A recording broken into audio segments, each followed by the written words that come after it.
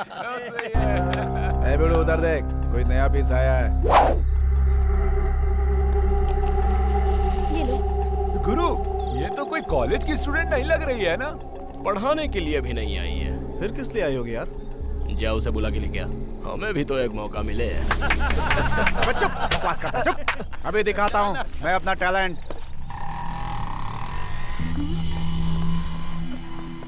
हाय, मैं आपकी क्या हेल्प कर सकता हूँ? वैसे इलेक्ट्रॉनिक क्लास कहाँ पर है? उधर आपको किससे मिलना है? कृष्णा, कृष्ण कुमार तीर्थ गांव से आया है। सुधीर, ये तो कृष्ण कुमार को ढूंढ रही है। तुम जानते हो उसे? बस 5 मिनट पहले वो यहीं पर तो था। किसी लड़की ने उसे टाइम दिया होगा तो उसके पीछे चला गया होगा। बहुत ही नीच लड़का है वो। प्लीज बता सकते हैं वो कहाँ गया होगा? मैं वहीं चली जाऊंगी। छे, आप वैसी जगहों पर क्यों जाओगी? बाय द वे, आप उससे प्यार करती है क्या? ये क्यों पूछ रहा है? ये तो इसकी आंखों से पता चल रहा है। अगर तुम उससे प्यार करती हो तो उसे भूल जाने में ही भलाई है, क्योंकि कुछ ही दिन में उसकी मौत आने वाली है। मैं जल्द से जल्द उसका काम तमाम करूंगा। ये असली आंसू हैं या फिर मगरमच्छ के? चाहे जैसे भी हो, पहुंच देता हूं।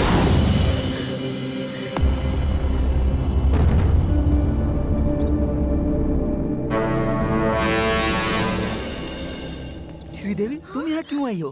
कल से मैं कृष्णा को फोन कर रही हूँ, वो रिसीव ही नहीं कर रहा, इसलिए मैं खुद यहाँ चली आई। वो अपनी बहन के यहाँ गया है, अभी तक नहीं लौटा। अच्छा सुनो, तुम इसे वहीं पर ले जाओ। हाँ,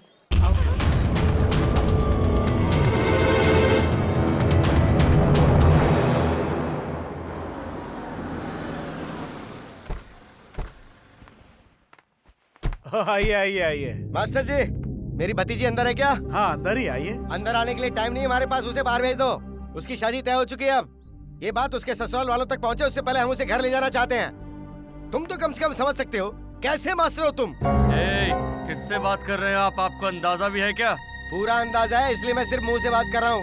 अगर नहीं होता तो फिर नहीं होता तो क्या कर लेते? हाँ, तू क्या चुप कर रह लेते? बेटा, तू चुप रह, मैं बात करता हूँ ना। जरा अकल सिखाओ अपने बेटे को। मैं सिखा दूंगा, आप जरा चुप रहेंगे? कृष्णा, शांत रह बेटा। पहले ही ये आधा पागल है, सर पर खून चढ़ गया तो कुछ भी कर देगा, समझे? मेरे प्यारे भाई, श्रीदेवी और कृष्णा की शादी होगी, ये बात हम लोग बचपन में ही तय कर चुके हैं। फिर आप ऐसी बातें क्यों कर रहे हैं? हम लोगों को तो अब बस इनको आशीर्वाद देना चाहिए कि इनकी जिंदगी में हमेशा खुशी रहे। छोटी सी बात को लेकर इन दोनों बच्चों को अलग करने का ख्याल आपके मन में कैसे आ गया? मास्टर जी, तुम भी ये बात अच्छी तरह से जानते हो। मेहता जी रामाचार्य जी का लड़का सिंगापुर से आया और उसने एक बहुत ही अच्छी लड़की से शादी की थी। उसके बावजूद क्या हुआ? ठीक 21 दिन के बाद वो लड़की नदी में डूब के मर गई। ये बात याद है ना तुम्हें? तुम चुप रहो यार, दिमाग खराब मत करो। मैं दिमाग खराब नहीं कर रहा हूँ, सिर्फ एक उदाहरण दे रहा हूँ आपको। उदाहरण तेरा सर, तेरी कोई बात नहीं सुनी है मुझे। लेकिन हमें सुनना पड़ सकता है, ये हमारे घर की बच्ची की जिंदगी का सवाल है। उस दिन कृष्णा के बारे में डॉक्टर ने क्या कहा था, आपको याद है ना? ये एक पागल है और इस जन्म में तो कभी ठीक नहीं हो सकता, ये डॉक्टर ने कहा था ना, याद है? क्या बोल रहे हो? चुप रहो।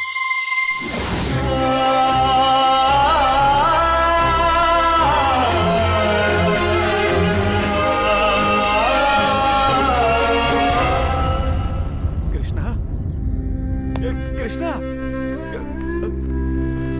मेरे भाई, भगवान के लिए मुझे माफ कर दो। तुम लोगों का दिल दुखाने का मेरा कोई इरादा नहीं था। अगर मेरी जगह होते तो तुम क्या करते बताओ? ये मेरी बच्ची की जिंदगी का सवाल है। कृष्णा, माना कि हमने तुमसे डॉक्टर की बात छुपाई। अब इसके बारे में सोचकर तुम अपनी सेहत खराब मत करो। ये कोई ऐसी बीमारी नहीं है जो ठीक ना हो कृष्णा। डॉक्टर ने कहा है कि ये बीमारी ठीक हो सकती है। इतनी छोटी सी बात को लेकर तुम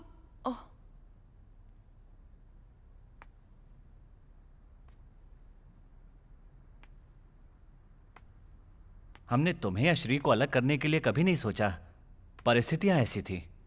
कृष्णा, पैसा, लड़की और फल कभी एक जगह नहीं ठहरते। हर किसी की अपनी किस्मत होती है। जरूरी नहीं जो चाहो वो मिल भी जाए। ए मास्टर, श्रीदेवी को जल्दी से बाहर भेजो।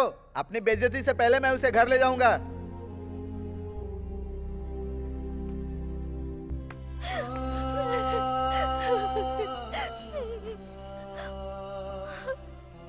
इस संसार में प्यार नसीब वालों को ही मिलता है।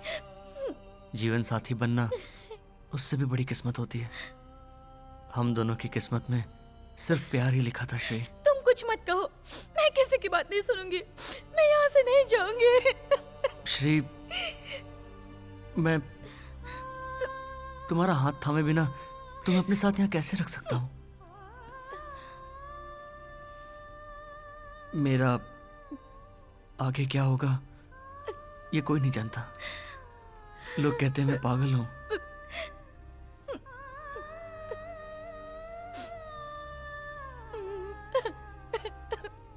पता नहीं तुम क्यों अपनी जिंदगी मेरे पीछे तबाह करने पे तुले हो।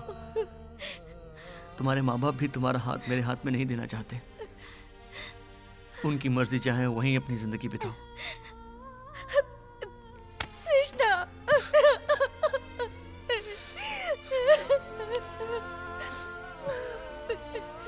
श्री, जिंदगी में हम लोग सैकड़ों सपने देखते हैं। उन सपनों में प्यार भी एक है। बुरा सपना समझकर भूल जाओ।